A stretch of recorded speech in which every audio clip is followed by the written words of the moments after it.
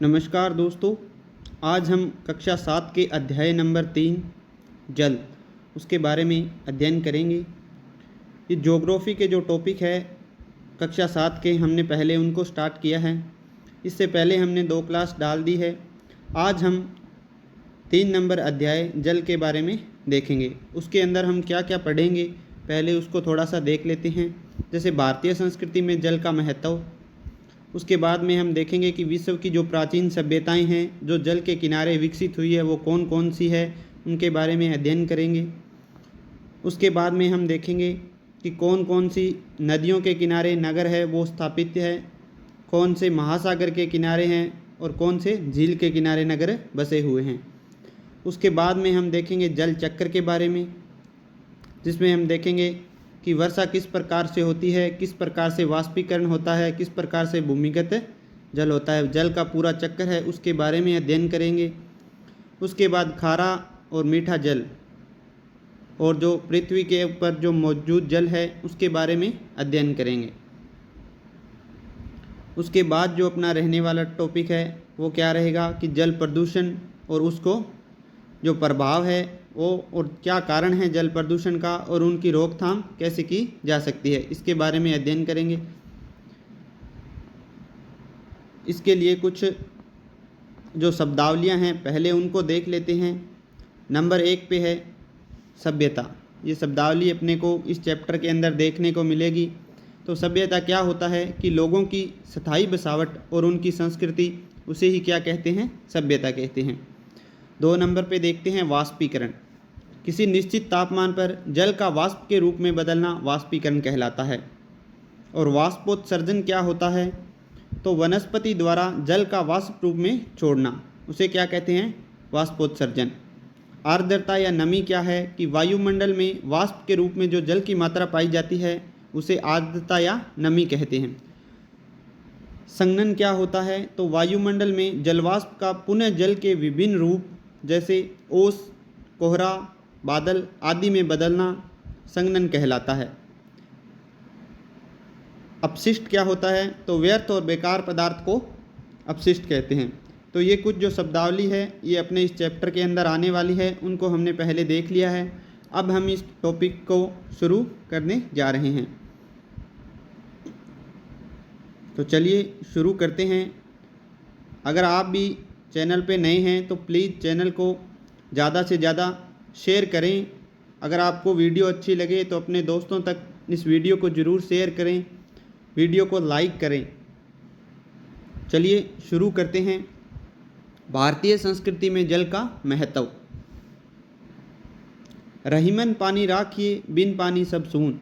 उक्त पंक्ति में रहीम जी द्वारा हमारे किसी अमूल्य संसाधन को महत्ता बताई गई है। जल का हमारे दैनिक जीवन में क्या उपयोग है। जीवन का मुख्य आधार जल है। मानव, जंतु एवं वनस्पति जगत सभी जल पर निर्भर करते हैं। तो चाहे वो मानव जगत है, चाहे जंतु है, चाहे वनस्पति है, जल के बिना वो बिल्कुल निरर्थक है। पृथ्वी ग्रह पर जल की उपलब्धता के कारण ही जीवन संभव है, अतः जल ही जीवन है। मानव सभ्यता के सभी पहलुओं को छूने वाला एकमात्र तथ्य जल ही है। समाज में कृषि विकास से लेकर उद्योग विकास तक जल का महत्वपूर्ण योगदान है। चाहे वो कौन सा भी, चाहे वो उद्योग ले लो, चाहे कृषि ले लो, सभी के अंदर जल का एक महत्वपूर्ण स्थान है। इसके बिना ना तो औद्योगिक विकास हो सकता है, ना ही कृषि विकास हो सकता है, ना ही मनुष्य जीवित रह सकता है। तो हमारे लिए जल बहुत ही महत्वपूर्ण है। भारतीय संस्कृति में जल को देवता माना गया है। यदि जीव मंडल में जल को अलग कर दिया जाए तो जीव मंडल का अस्तित्व समाप्त हो जाएगा। जीव मंडल बिना जल के कुछ भी नहीं है, उसका कोई भी अस्तित्व नहीं है। अतः हम कह सकते हैं कि जल ही जीवन है। जल है तो वनस्पति है, जल है तो वन्य जीव है, जल है तो समुद्र है, नदियाँ हैं, झरने हैं, तालाब हैं, कुएँ हैं और वायुमंडल है। जल के बिना कुछ भी नहीं है। क्या आपने कभी किसी को हाथ में जल लेकर प्रतिज्ञा करते हुए देखा है? क्या आपने किसी को प्राय सूर्य, तुलसी, पीपल आदि को जल चढ़ाते हुए देखा है? पता लगाइए हम ऐसा क्यों करते हैं। जल हमारे जीवन का आधार है, इसलिए जल को प्रदूषित करना पाप समझा जाता है। पीने, नहाने, धोने, सिंचाई, औद्योगिक विकास और पृथ्वी पर तापमान के संतुलन को बनाए रखने आदि में जल की आवश्यकता होती है। वायु के बाद मानव के लिए जल ही महत्वपूर्ण संसाधन है। अतः जीव जगत के लिए जल का संरक्षण करते हुए इसे प्रदूषण होने से बचाना हमारे लिए अत्यंत आवश्यक है, क्योंकि जल का कोई विकल्प नहीं है। इसका कोई दूसरा विकल्प हमारे पास मौजूद नहीं है। आगे हम देखते हैं कि विश्व की कुछ प्राचीन सभ्यताएं हैं जो जल के किनारे विकसित हुई है। तो कौन सी है? माया और एंजेंटा, इनका, सिंधु, नील, मेसोपोटामिया, हागहो, ये सारी क्या है? जो जल के किनारे ही विकसित हुई है।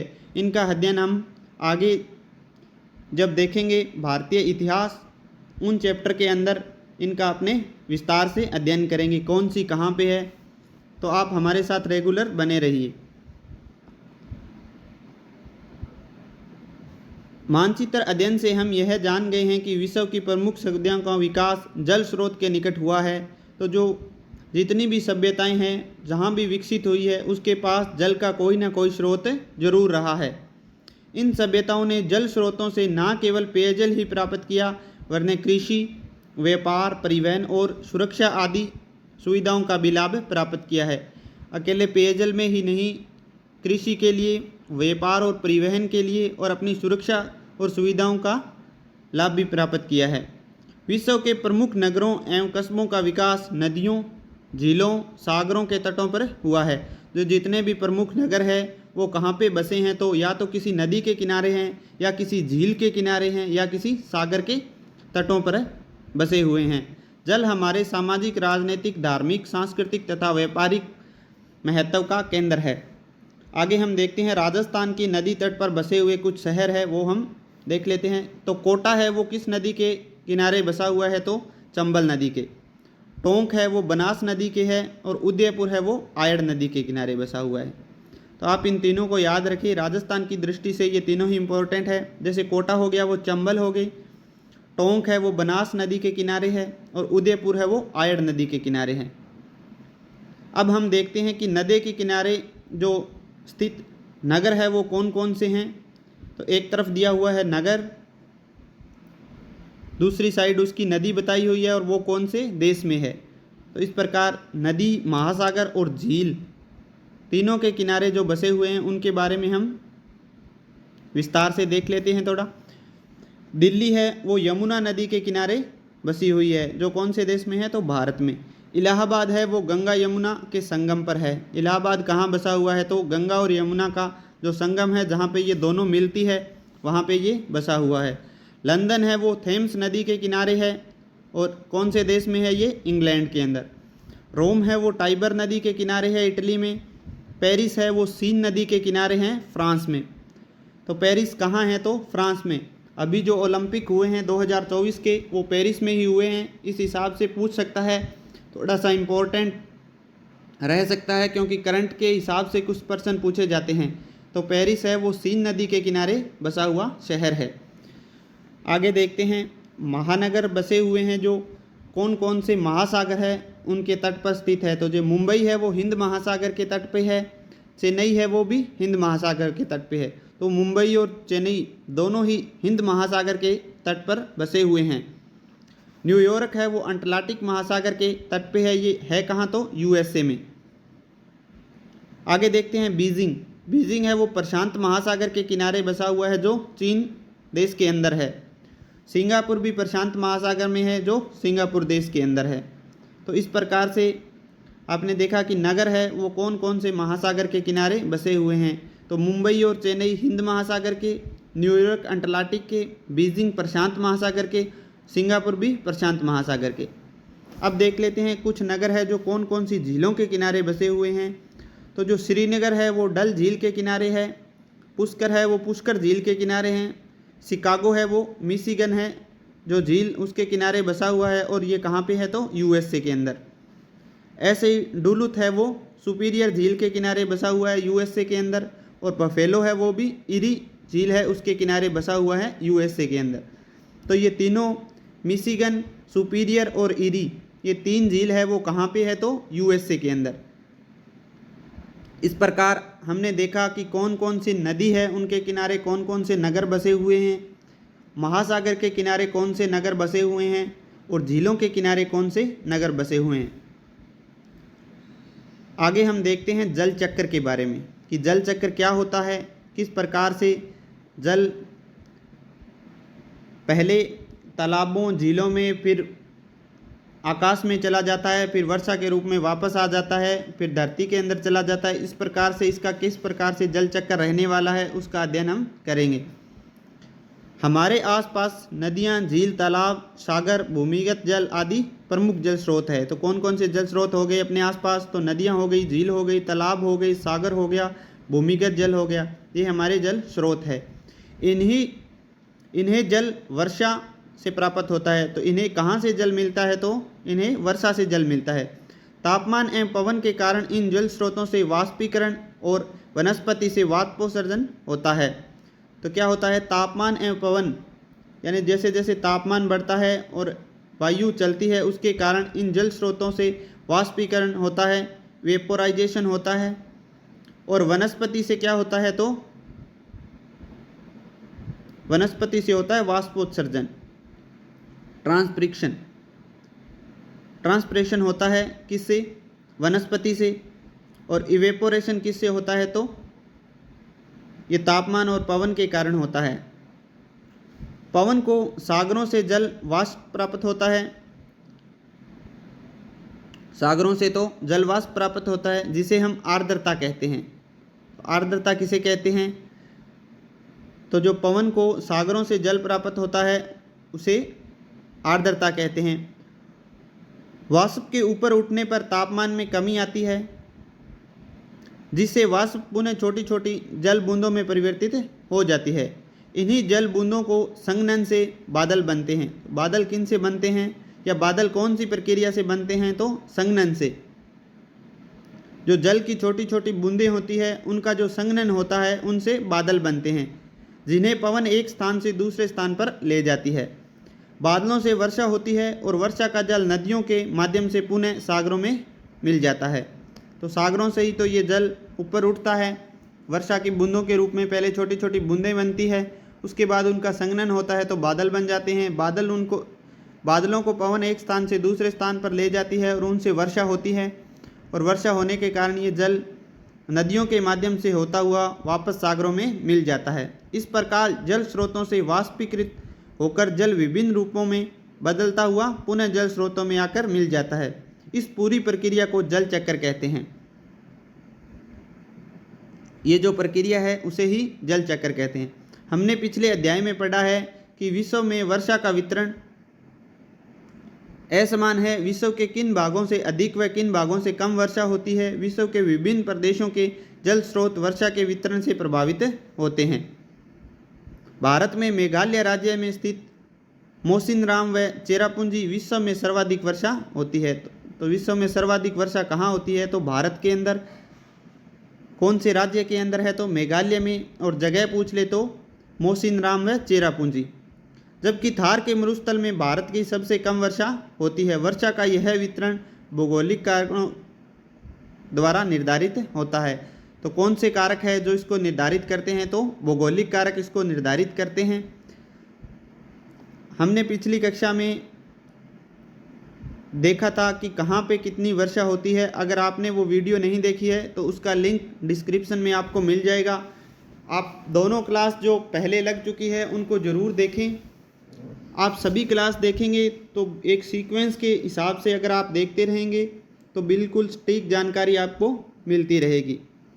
अब देख लेते हैं जल चक्र का किस प्रकार से है। डायग्राम के माध्यम से आप देख सकते हैं। जैसे महासागर के अंदर जल है, उसका क्या हो जाता है? वाष्पीकरण होके संघनन व बादल बनना। उसके बाद पवन है, उसको बादलों को इधर उधर ले जा, और उसके बाद बादल है वो वर्षा कर देते हैं। वर्षा करने के बाद ये जल झीलों में आ जाता है। कुछ जगह हिम के रूप में ये इकट्ठा हो जाता है। उस प्रकार से ये जल का बहाव धरातल के अंदर होता हुआ वापस महासागरों के अंदर आ जाता है। इस प्रकार से ये जल का एक पूरा चक्कर चलता रहता है। जो वायुमंडल की कुल जलवाष्प का भाग है वो 80% भाग महासागरों से प्राप्त होता है। ये इम्पोर्टेंट जानकारी है, इसको आप ज़रूर नोट कर लें कि वायुमंडल की कुल जलवाष्प का 80% भाग महासागरों से प्राप्त होता है। तो महासागरों से कितना प्रतिशत भाग है जो जलवाष्प का है वो प्राप्त होता है? तो 80%। ये क्वेश्चन पहले भी शायद सेकंड ग्रेड के अंदर पूछा गया है, आगे भी इस क्वेश्चन के आने की संभावना है, तो आप इसको ज़रूर नोट करके रख लें। आगे हम देखते हैं खारा व मीठा जल।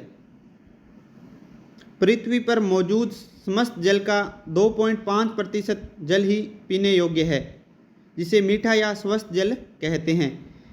लेकिन इसका भी अधिकांश भाग ध्रुवीय व ऊंचे प्रदेशों पर बर्फ़ के रूप में जमा हुआ है। इसका लगभग अधिकांश भाग है वो कहाँ पे है? या तो ऊंचे पर्वतों पर बर्फ़ के रूप में या ध्रुवों पर स्थित है।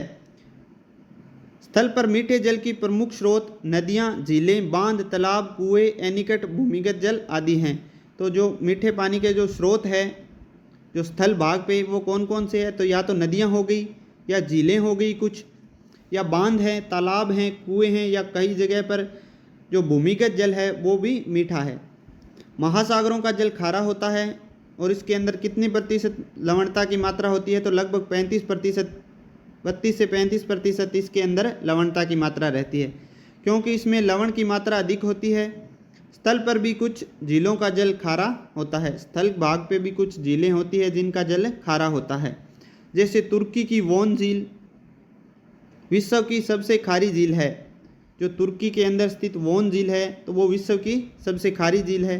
जॉर्डन व इजराइल के मध्य स्थित मृत सागर, ये भी क्या है? खारी झील है। राजस्थान की सांबर झील है वो भी खारी झील है। खारे जल को कठोर जल भी कहते हैं। जो खारा जल होता है उसे कौन से जल के नाम से जानते हैं? तो कठोर जल के नाम से जानते हैं। जल का खारापन है उसमें मिले सोडियम क्लोराइड, कैल्शियम, मैग्नीशियम एवं अन्य लवणों की उपस्थिति के कारण होता है।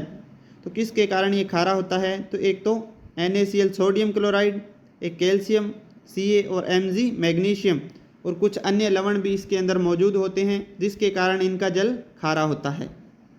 इन झीलों से मुख्यतः नमक उत्पादित किया जाता है।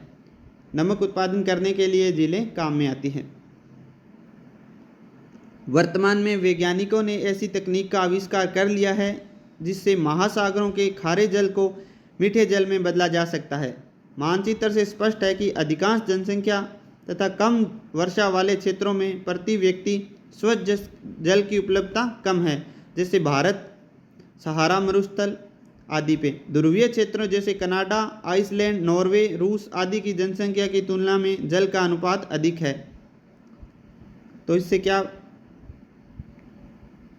इससे जो हमें समझ में आता है वो क्या है कि जनसंख्या तथा कम वर्षा वाले क्षेत्रों में, जहाँ अधिक जनसंख्या है और कम वर्षा वाले क्षेत्र है, उनमें प्रति व्यक्ति स्वच्छ जल की उपलब्धता है वो कम हो जाएगी, क्योंकि यहाँ पे जनसंख्या तो अधिक है और वर्षा क्षेत्र वहाँ पे कम है। और ठीक उसके विपरीत ध्रुवीय क्षेत्र है जहाँ पे जनसंख्या तो कम है और वहाँ पे जल की जो अनुपात के अंदर मात्रा है वो अधिक है।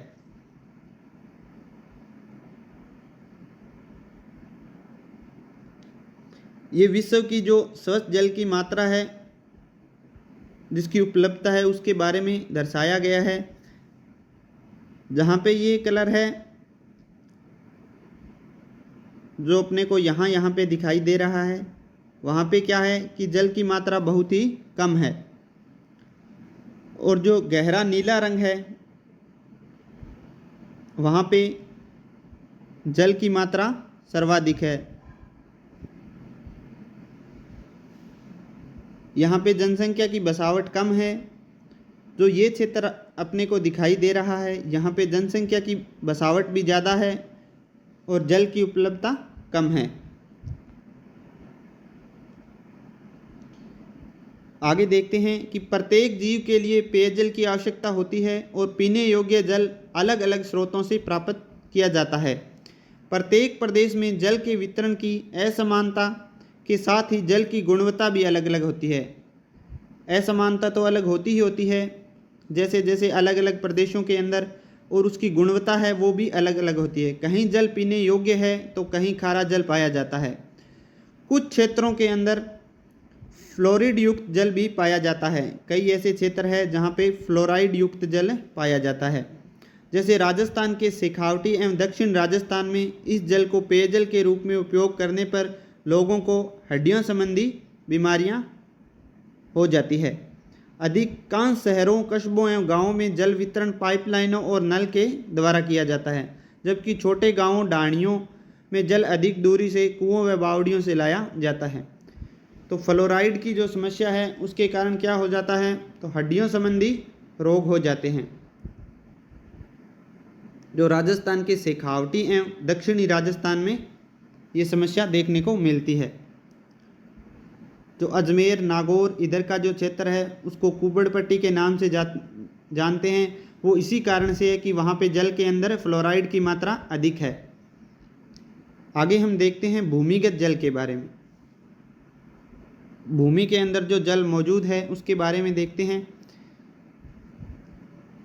आपने देखा होगा कि हम हैंडपंप, नलकूप, कुओं आदि से जल बाहर निकालते हैं। जरा सोचिए कि यह जल भूमि में कहाँ से आता है।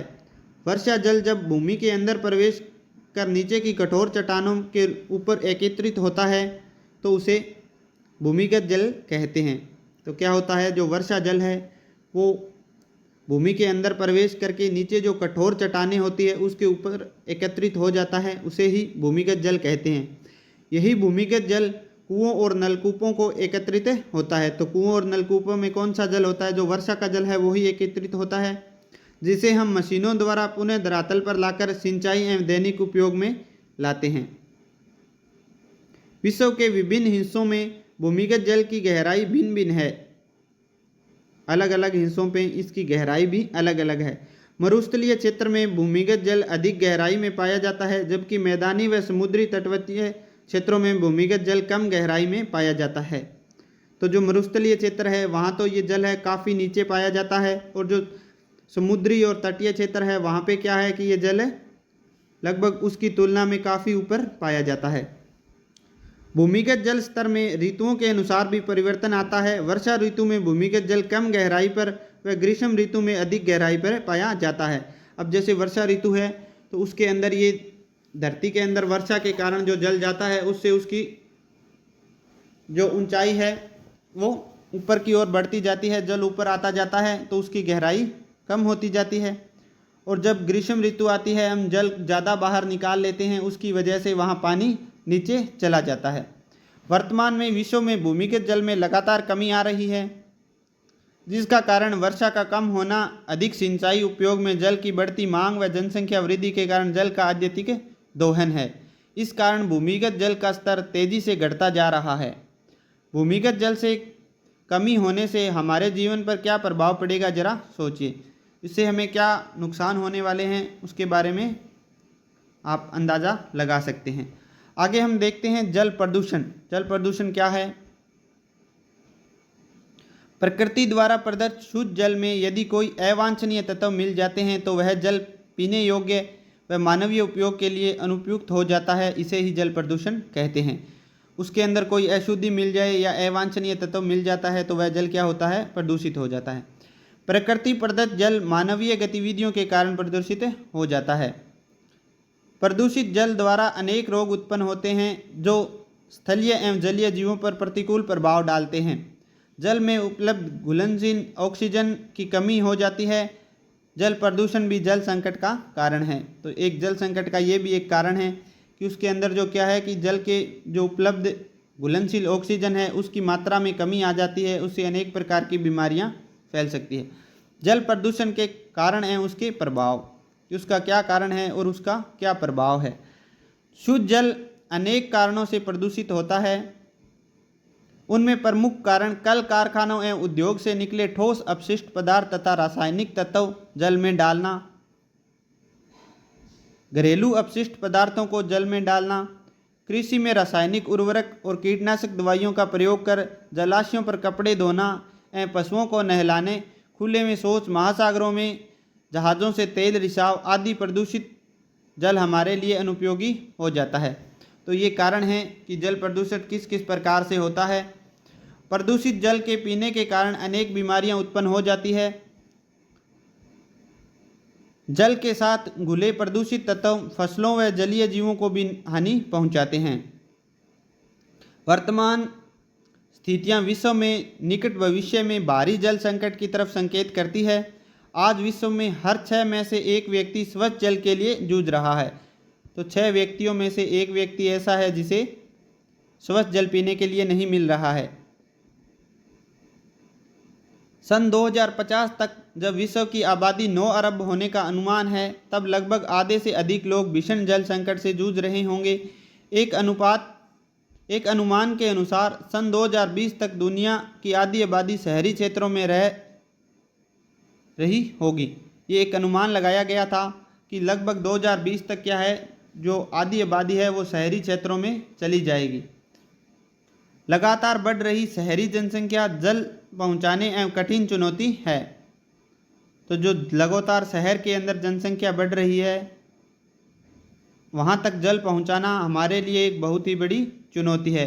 बढ़ती आबादी, भूजल स्तर का अत्यधिक दोहन, ग्लोबल वार्मिंग, वन विनाश, व्यापारिक कृषि, कम वर्षा, बढ़ता औद्योगिकरण, शहरीकरण और आधुनिक जीवन शैली आदि के कारण जल तेजी गति से कम हो रहा है, जबकि मांग तेजी से बढ़ रही है।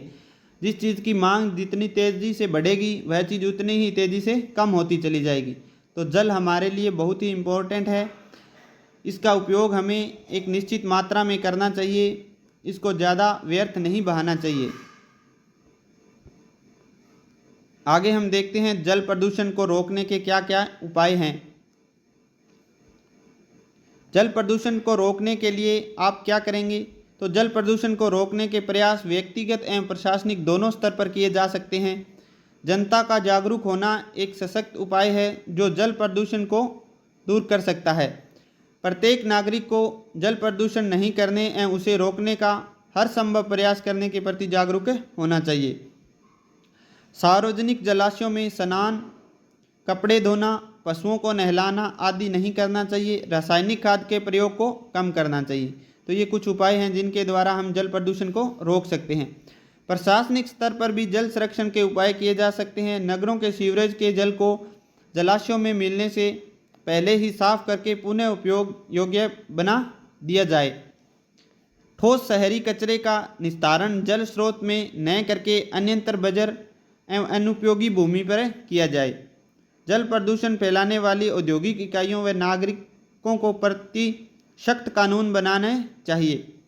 इस संदर्भ में भारत में जल प्रदूषण निवारण एवं नियंत्रण कानून 1974 तथा पर्यावरण संरक्षण कानून 1986 आदि कानून बनाए गए हैं।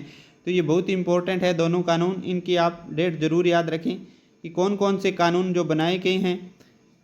तो जल प्रदूषण निवारण एवं नियंत्रण जो कानून है वो 1974 में बनाया गया था और पर्यावरण संरक्षण कानून है वो 1986 के अंदर बनाया गया था। इनकी सख्ती से पालना करने की आवश्यकता है। टीवी, रेडियो, समाचार पत्रों के माध्यम से जल प्रदूषण और संरक्षण के प्रति जन चेतना जागृत करने की आवश्यकता है। यदि जल प्रदूषित को नहीं रोका गया तो भविष्य में भारी जल संकट की स्थिति उत्पन्न हो सकती है। अतः जल स्रोतों में फैलते प्रदूषण में मानवीय योगदान पर नियंत्रण आवश्यक है। भारत में गंगा एवं यमुना नदियों सबसे प्रदूषित मानी जाती है। गंगा नदी को साफ करने के लिए भारत सरकार द्वारा गंगा एक्शन प्लान व नमामि गंगे नामक कार्य योजनाएं चलाई जा रही है। तो आप इन दोनों गंगा एक्शन प्लान और नमामि गंगे योजना है, इनके बारे में भी थोड़ा ज़रूर देखें। गूगल से इनको सर्च करके ज़रूर देखें कि कब से ये शुरू की गई थी और क्या इसका मोटिव रहने वाला है, कब तक इन नदियों के जल को स्वच्छ बना दिया जाएगा। आगे हम देखते हैं जल संरक्षण। संरक्षण का अर्थ है जल का उचित उपयोग व भविष्य के लिए सुरक्षित करना। संरक्षण करना मतलब उसको सुरक्षित करना। अतः जल के दुरुपयोग को रोककर स्वच्छ जल को लंबे समय तक बचा कर रखा जा सकता है, उसे ही जल संरक्षण कहते हैं। वर्तमान में जनसंख्या वृद्धि, नगरीकरण, औद्योगिकरण, सिंचाई, कृषि विकास आदि के कारण जल का उपयोग दिन प्रतिदिन बढ़ता जा रहा है। विश्व के अधिकांश देश प्रदूषित जल व जल की कमी की समस्या का सामना कर रहे हैं, जिसका प्रमुख कारण जल उपयोग में वृद्धि एवं संरक्षण का अभाव है। कि जो जल का उपयोग है वो तो हम ज़्यादा कर रहे हैं, लेकिन संरक्षण के बारे में हम बिल्कुल ही सोच नहीं रहे हैं। जल संसाधनों की कमी का एक प्रमुख कारण वन विनाश भी है। तो जल संसाधनों की कमी का जो एक प्रमुख कारण है उनमें एक क्या है, वन विनाश। जनसंख्या वृद्धि और उसकी आवश्यकताओं की पूर्ति के लिए वनों की अंधाधुंध कटाई से पर्यावरणीय संतुलन बिगड़ रहा है। अतः अधिकाधिक वृक्षारोपण करना चाहिए। प्रकृति में जिस मौसम में जहाँ जितना जल मिले हम उसको जल जब तक हर पल सही ढंग से सहेजेंगे नहीं, हमारी समस्या बढ़ती ही रहेगी। जल संरक्षण से सामाजिक आर्थिक विकास तेजी गति से होता है। बुरे वक्त के लिए जैसे हम धन बचाते हैं वैसे ही जल को भी बचाना होगा। तो हमें जल को बहुत ही सोच समझकर प्रयोग में लेना चाहिए। इसका उपयोग बहुत ही सीमित मात्रा में करना चाहिए। जितनी हमें ज़रूरत हो उतना ही प्रयोग किया जाना चाहिए। जिस प्रकार से हम धन संचय करके रखते हैं, ठीक उसी प्रकार से आज हमें ज़रूरत है कि हम जल को भी संचय करके रखें। आगे हम देखते हैं कि जो परंपरागत जल संरक्षण विधियां थी वो कौन कौन सी थी। तो प्राचीन काल से ही जल की कमी की समस्याओं से बचने के लिए राज्य और सार्वजनिक सहयोग से झीलें, तालाब, कुएं, बावड़ियां आदि का निर्माण किया गया। राजस्थान में राजा महाराजाओं का प्राचीन काल में जल संरक्षण में महत्वपूर्ण योगदान रहा है। समय समय पर विभिन्न झीलों का निर्माण करवाना, उनकी मरम्मत करवाना, नदी के मार्ग को मोड़कर तथा झीलों को आपस में जोड़ना जल संरक्षण करना इसका उदाहरण है। तो पहले राजा महाराजा थे वो भी क्या करते थे, जल संरक्षण के बारे में बहुत जागरूक थे। झीलों का निर्माण करवाते थे, उनकी मरम्मत करवाते थे, नदी के मार्ग को मोड़कर झीलों को आपस में जोड़ते थे और उनके जल को संरक्षण करते थे। परंपरागत जल स्रोतों की उपयोगिता एवं उन पर संकट, इसके बारे में देख लेते हैं। तो परंपरागत जल स्रोत पारिस्थितिकी और संस्कृति के अनुरूपता के आधार पर बने हैं, जैसे कुएं हो गए, बावड़ियां हो गई, नाड़ी हो गई, तालाब हो गई, झीलें आदि। इनका निर्माण जल संरक्षण, भूमिगत जल स्तर को बढ़ाने, सिंचाई व जनता को जल आपूर्ति के लिए किया जाता था। लेकिन वर्तमान में जनसंख्या वृद्धि के कारण इन पर संकट मंडरा रहा है। कहीं व्यक्तियों ने इस पर कब्जा कर लिया है तो कुछ रखरखाव के अभाव में जर्जर हो गए हैं। आज यह स्रोत जल संकट के निराकरण का एक आधार बन सकते हैं। अतः परंपरागत जल प्रबंधन प्रणालियां हमारे विरासत का अभिन्न अंग है। जनसंख्या में वृद्धि व जल में हो रही निरंतर कमी के संदर्भ में परंपरागत जल संरक्षण की विधियां अधिक प्रबल एवं कारगर है। जो परंपरागत जो जल संरक्षण की विधियां थी वो आज भी बहुत ही कारगर साबित हो सकती है अगर हम उन पर अच्छी तरह से ध्यान दें। जो जर्जर हो चुकी है उनकी द्वारा मरम्मत करवाएं और जो पहले जिस प्रकार से जल का संरक्षण किया जाता था ठीक हम उसी प्रकार से जल का संरक्षण करें तो हम जल को आगे काफ़ी समय तक बचा के रख सकते हैं। आगे हम देखते हैं, ये तो परंपरागत हो गई। अब हम देखते हैं आधुनिक जल संरक्षण की विधियां। प्रतिवर्ष 22 मार्च को जल दिवस के रूप में मनाया जाता है। तो जल दिवस कब होता है, तो ये 22 मार्च को। आधुनिक समाज में बढ़ते जल संकट को देखते हुए जल संरक्षण के लिए अनेक विधियां अपनाई जा रही है, जैसे बांध व नहर का निर्माण, एनीकट निर्माण, बूंद बूंद व फव्वारा सिंचाई,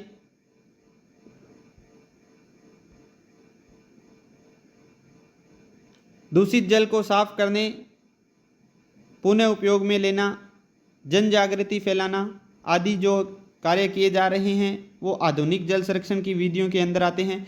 जैसे रूफटॉप जल संग्रहण है कि जो घर की छत है वहाँ पे जो वर्षा का जल आता है उसको संग्रहित कर लिया जाता है। कम वर्षा वाले क्षेत्रों के लिए अधिक उपयोगी विधि है। तो जो रूफटॉप जल संग्रहण है वो क्या है, जहाँ पे कम वर्षा होती है उन क्षेत्रों के अंदर ये अधिक उपयोगी विधि है। इस विधि में वर्षा के जल को भवन की छत से एक पाइप द्वारा नीचे बनी जल की टंकी हौज में एकत्रित कर लिया जाता है। बाद में आवश्यकता अनुसार उस जल का उपयोग किया जाता है कि जो छत है अपनी उसके ऊपर जितना भी जल आता है उसको एक पाइप के द्वारा नीचे जो हौज या टंकी बनी है उसके अंदर डाल लेते हैं। एक तो वो जल क्या है, अशुद्ध जल होता है, पीने के बहुत ही उपयोगी जल है, उसमें कोई भी अशुद्धि नहीं मिली होती है। ये राजसमंद के जो एक राजकीय विद्यालय है वहाँ की एक फ़ोटो है, उसको आप देख सकते हैं कि किस प्रकार से इसका जो सारा जल है वो इस पाइप के माध्यम से नीचे बने हुए जो टैंक है उसके अंदर आता है और बच्चे उसे पीने में काम में लेते हैं। अभी की तस्वीर से स्पष्ट है कि भविष्य में स्वच्छ जल आम आदमी की पहुंच से दूर हो जाएगा। हमारे भविष्य को सुरक्षित रखना है तो हमें जल की हर बूंद को बचाना होगा। अतः साफ जल को भविष्य का सोना या नीला सोना कहा जा सकता है। तो साफ जल है उसे भविष्य का सोना या नीला सोना भी कह सकते हैं, अर्थात जल है तो कल है। इस प्रकार हमने देखा कि जल की जो समस्या है वो बहुत ही गहरी समस्या है हमारे सामने। जल को हमें निरंतर बचाना होगा, तभी आगे भविष्य के जो भविष्य के अंदर जल है वो हमें मिल पाए। इसलिए हमें जल को एक एक बूंद करके इसे बचाना होगा। ठीक उसी प्रकार जिस प्रकार मधुमक्खियाँ एक एक बूंद रस का बना के बचाती है, ठीक उसी प्रकार हमें भी जो वर्षा का जल है और बाकी जो नदियों का है, नहरों का है, इस जल को भी बचाना होगा। इस प्रकार से आज हमने इस चैप्टर को पूरा किया है। आप इन क्वेश्चन को करके देखें, क्या आपको ये सभी क्वेश्चन आ रहे हैं। अगर आपने वीडियो को अच्छी तरह से सुना है, ध्यान लगा के इस वीडियो को देखा है, जो मैंने क्वेश्चन बताए हैं उनके ऊपर गौर किया है, तो आपको ये सारे के सारे जो 6 क्वेश्चन हैं वो आते होंगे। अगर नहीं आ रहे हैं ये क्वेश्चन तो एक बार इन क्वेश्चन को पढ़ के दोबारा आप वीडियो को देखें, जहाँ जहाँ पे ये बताया गया है उनको दोबारा से देखें। धन्यवाद दोस्तों।